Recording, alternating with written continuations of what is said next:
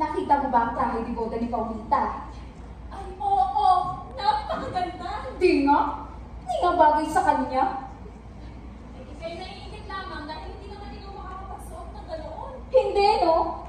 Balang araw, mas maganda pa ang trahe ni boda ko.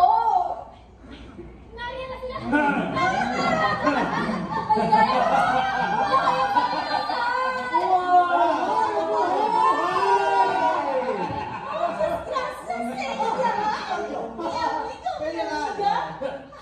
Sadyang napakaganda talaga ni Paulita.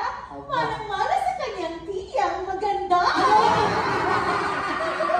Bagong kasal! Ay, ang bagong kasal. At ang pinakamagandang handog ko para sa bagong kasal. Maraming salamat, Don Simon. Ngunit ipagpaumanhin ninyo at kinakailangan kong lumabas ng muli upang kunin ang isa ko pang handog para sa bagong kasal. Maraming salamat, Don Simon, sa napakagandang lampara. Sagani? Sagani? Anong ginagawa mo rito? Alang-alang sa iyong kaligtasan, ay lumayo ka na rito.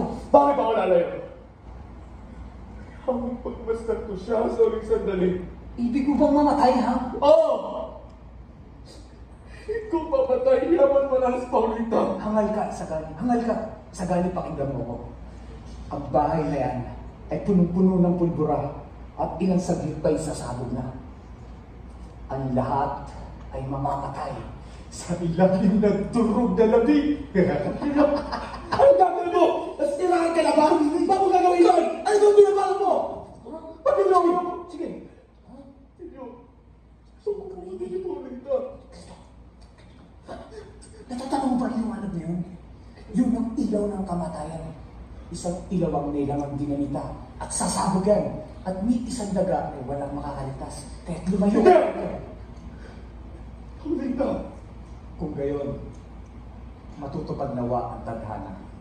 Ngunit lumayo ka na habang maaga pa.